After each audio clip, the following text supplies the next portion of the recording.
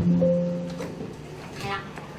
當要準備今日嚟分享嘅時候咧，我就諗緊一個問題，究竟乜嘢幸福咧？咁樣咁可能唔同嘅人咧都對幸福有唔同嘅諗法啦。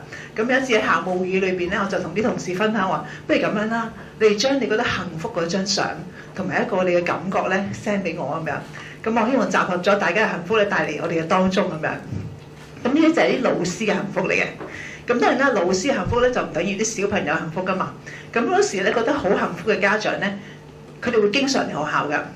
但有啲唔係，我哋覺得佢唔係好幸福嘅家長咧，其實佢未必嚟㗎咁樣。咁所以咧，我就做咗個功夫，就喺我嘅 Facebook 裏邊咧，就問啲家長啦，我話你可唔可以咧幫我集合下大家啲幸福，問下咧小朋友啊，或者你自己啊覺得幸福嘅一啲相片或者信息咧，就同我分享。咁讓我哋大家幸福都帶到嚟當中咁樣。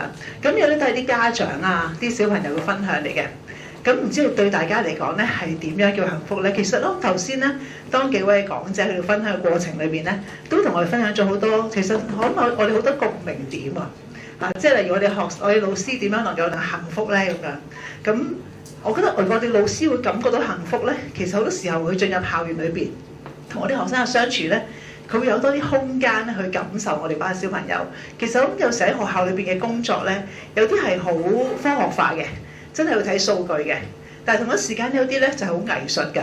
咁我希望透過今日一啲點子喺藝術上邊，一啲我哋喺同學生之間嘅相處啦，同老師嘅相處裏邊咧，讓一啲點子同大家喺當中能夠引起更多嘅共鳴。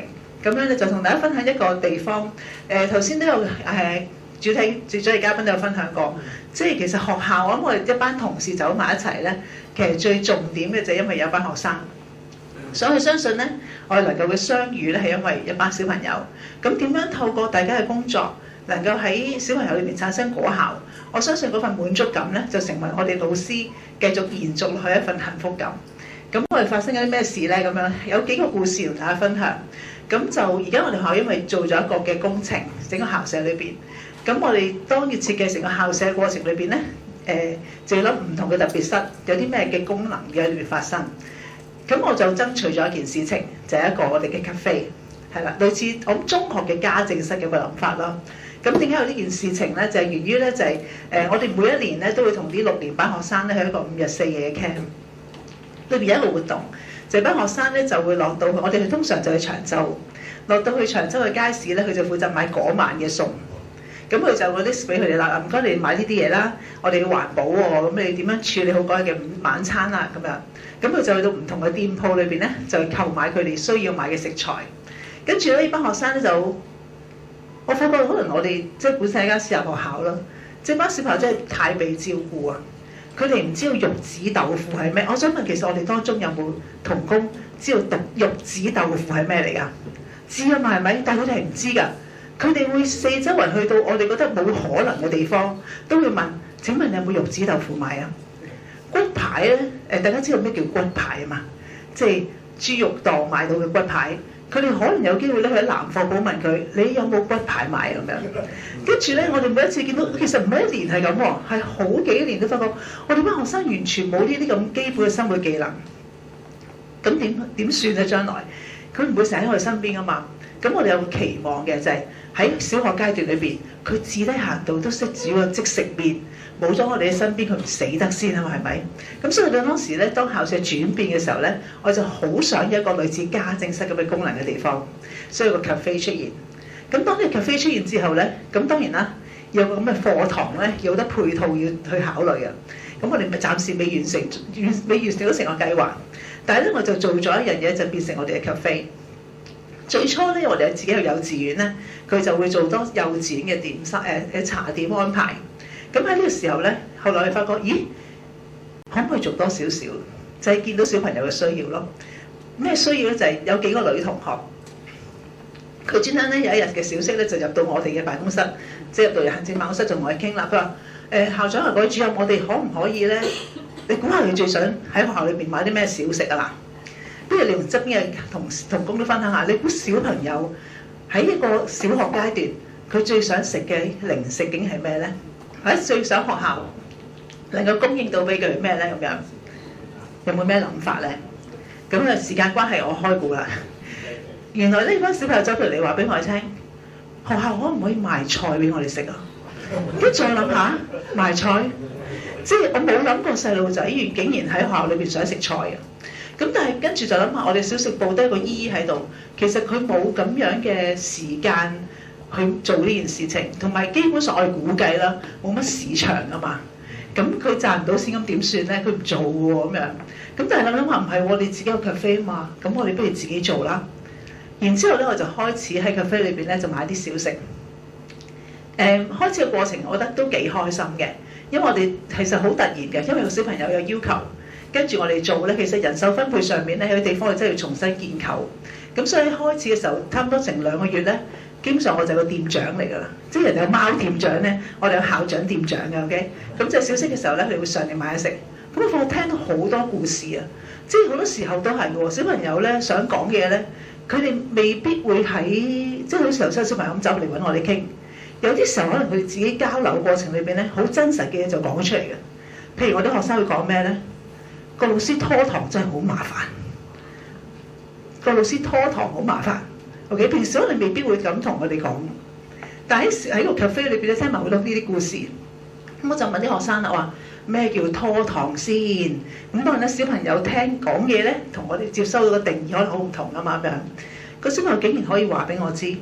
拖堂即係講埋啲無謂嘢，然之後又唔落堂咁樣啦 ，OK？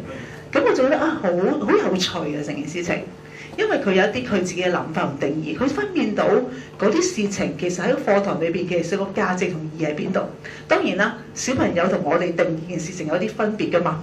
咁我嘗試將呢個小朋友嘅諗法咧，由翻我哋校務會議裏邊同老師分享啦。咁當然啦，我哋都要顧住我哋老師不同嘅心靈需要噶嘛。咁我就同老師分享咧，就話俾佢知，原來小朋友真係好留意大家上堂嘅時候所講嘅説話，然後佢會分辨緊唔同嘅説話嘅重要性。不過小息對大家嚟講真係好重要，就好似而家校務會議，大家總係想我快啲落完成呢件事情，大家放工㗎嘛，係咪？咁所以大家就幫忙。真係好好結構喺呢個課堂時間，俾學生放小息啦。如果佢坐喺度整形掛住上面啲腸粉咁，冇意思啊嘛咁樣。咁老師就慢慢開始有調整。我諗當中個互動咧就一定咁樣發生。然之後咧有一日有學生就嚟同我講啦，佢話校長啊，我哋而家個 cafe 咧就淨係買腸粉咧，可唔可以多元化一啲啊？咁但係我覺得好開心嘅地方係咩咧？就係佢覺得件事有份啊。頭先講歸屬感啊嘛。然後佢走嚟同我傾，佢話咧我最近食咗個包，就係呢個包啦，攞個牛角包，然之後夾住啲火腿同芝士喺裏邊，哇好好味！我覺得呢件事咧有市場㗎，不如你試喺度買啦咁樣。咁佢就真係做咗呢個包出嚟，然之後就真係有市場喎。呢個小朋友咧會夾咗過嚟咧，幫我哋去檢查啲業績情況㗎。OK，咁我哋就將個包咧叫樂樂包。從此之後咧，佢就發現好多人咧小息嘅時候就嚼住佢啦。OK，咁我覺得其實喺裏邊咧一個空間一個環境，原來會俾到小朋友咧喺當中有機會參與。咁我哋就見到當大家喺度享受呢個過程裏邊，嗰個食物本身多咗好多價值同意義。好啦，時間關係咧，我哋又分享下我哋有木工嘅課程啦，都係主要希望個環境俾翻小朋友咧喺當中能夠有好多不同嘅項目，然之後去經驗嘅一啲佢嘅事情。咁所以成個木工室嘅運作咧，包括清潔啦。setting 啦，全部都係佢自己要做嘅。OK，咁另外就係因為佢哋做完木工咧，咁我頭先講過下，因為有工程完成咗，喺學校裏邊咧，大部分90%幾嘅傢俬都係二手傢俬，剩翻1成到係咩嚟咧？就係 IKEA 啲組件。咁我哋冇咁多老師慢慢去幫佢揼組件，咁我就分配咗啲學生咧，就係由2年班至6年班學生就分組咧，去將圖書館嘅書櫃 IKEA 拆件開始自己砌。咁佢砌嘅過程裏邊好有趣嘅就係個書櫃係高過2年班嘅學生嘅，但係6年班要幫佢咯。跟住嗰個覺得應該砌呢件先，唔係砌嗰忽先咧，佢哋會鬧交咯。咁但係鬧嘅過程，你慢慢切磋下咧，佢就會摸到一啲佢自己應該行嘅方向。砌完晒之後嗰種滿足感咧，我只能夠形容就係佢哋個樣話俾你知我嘅。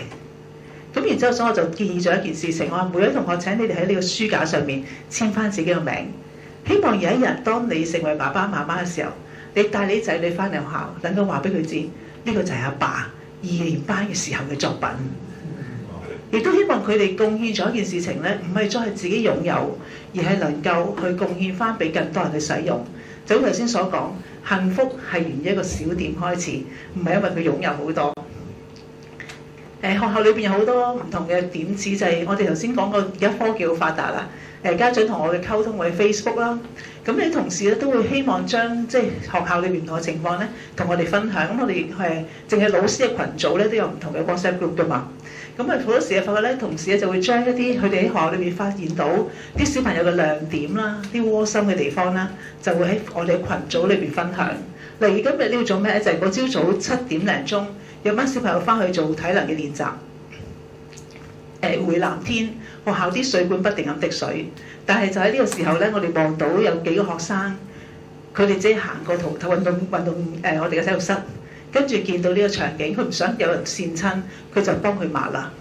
然之後咧，老師就影咗，因為佢哋好被感動。有時候我諗我哋老師幸福感喺邊度嚟咧？其實我啲學生，有甚至我哋嘅家長嘅説話，或者我哋我哋同齊之間好多嘅互動。